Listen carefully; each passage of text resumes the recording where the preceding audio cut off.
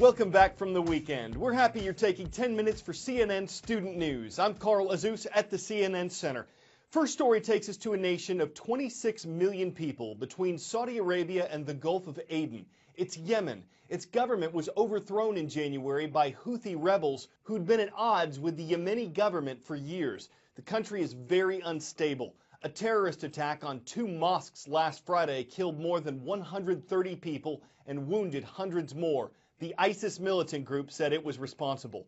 But al-Qaeda also operates in Yemen, and the U.S. says security there continues to get worse. That's why the American military pulled all of its remaining personnel out of the country this weekend. In Yemen's capital, the American embassy was closed last month. In our coverage of the conflict in Ukraine, we've talked about how relations between the U.S. and Russia have declined. According to Gallup surveys, about half of the American population had a positive view of Russia 3 years ago. Today, 70% of Americans have an unfavorable view, and 82% of Russians disapprove of U.S. leadership. When Gallup asked Americans earlier this year what country they'd consider to be America's greatest enemy, 18% answered Russia, the most of any nation worldwide. North Korea was right behind that. So it's significant that with relations between the U.S. and Russia being at their lowest point since the end of the Cold War, Russia would invite North Korea's leader to an event in Moscow. Facing a backlash from the West, Russia is looking east. President Vladimir Putin inviting North Korean leader Kim Jong-un to Moscow to attend upcoming World War II anniversary celebrations. A Russian official says North Korea's supreme leader is expected to attend, but so far no formal confirmation from Pyongyang. You've seen the number of meetings that he's had with Western leaders in Europe decline. And so the Russians have talked about this Asian alternative. And this is including some outreach to China, but other countries in Asia to try to portray Mr. Putin as not isolated, which in fact is the case. The Kremlin says 68 world leaders were invited to the Victory Day celebrations on May the 9th, but some leaders, including President Obama, have declined. Relations with the West are strained following Russia's annexation of Crimea from Ukraine. But recently, Moscow and Pyongyang have been fostering warmer relations. The two countries even declared 2015 their year of friendship.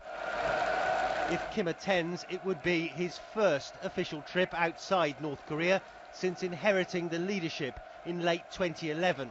If he's able to go to meet Putin in Moscow or elsewhere in Russia, this would appear to be a sign that he has completely consolidated control and he's confident enough to leave the nest and go do statesman-like things around the world.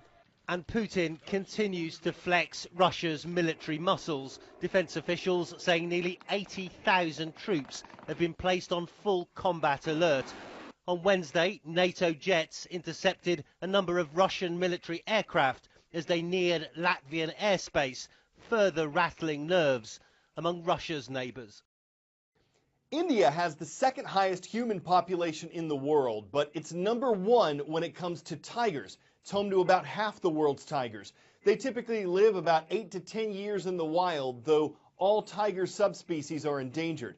India doesn't have nearly as many as it used to, but their numbers are growing again, thanks in large part to conservation efforts. Here's what one of those efforts looks like. When people report tiger attacks, they say it came out of nowhere. It is staggering to think that there were tens of thousands of tigers in the forests of India. Now there's just over 2,200, something like that.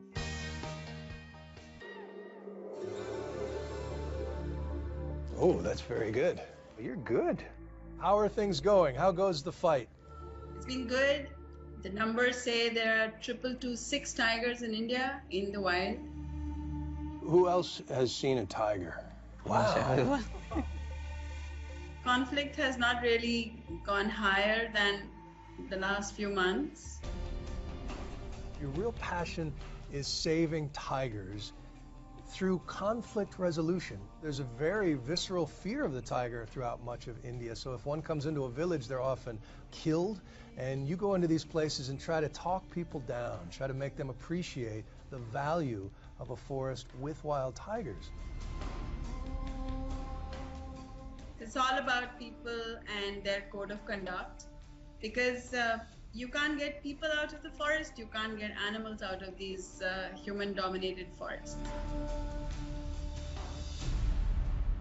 This is the corridor that we've created. You took me to this little farm you purchased between two tiger preserves, and it has turned into a wildlife superhighway. When I show pictures that this is from my kitchen, I've shown that I have tigers walking here, and yeah, it freaks them out. You're trying to convince your neighboring farmers that maybe you should stop farming and let your land go wild.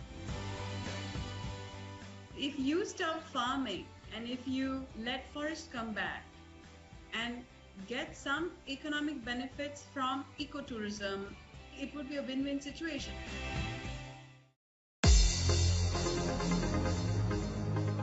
As part of our presentation, we now present 3 schools that are present on today's roll call.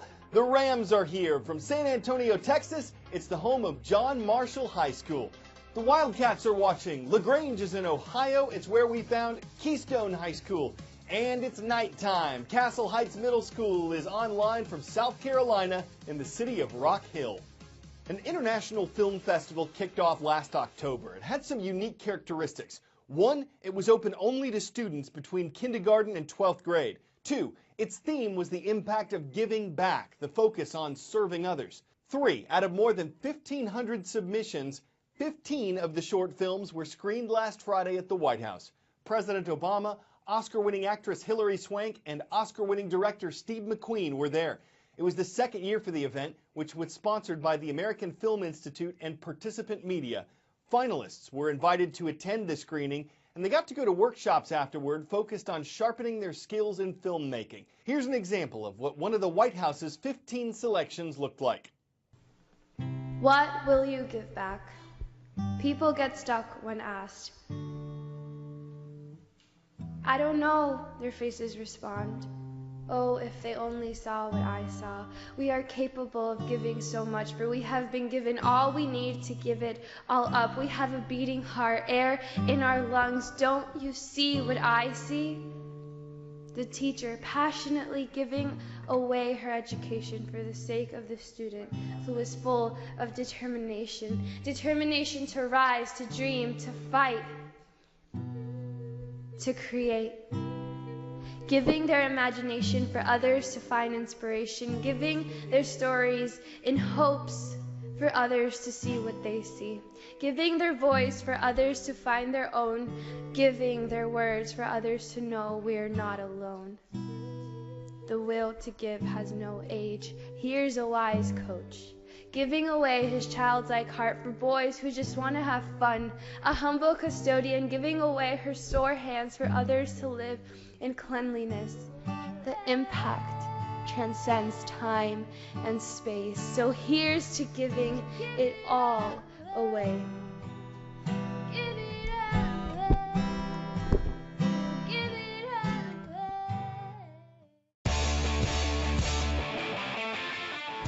Before we go, a fish called Greedo. Star Wars fans might get the name. For the rest of us, it's one crude catfish. It was discovered in 1998. But it wasn't until this year that it was designated a new species. Because of its large eyes and bristling bristles, a researcher thought it looked like a short-lived Star Wars character.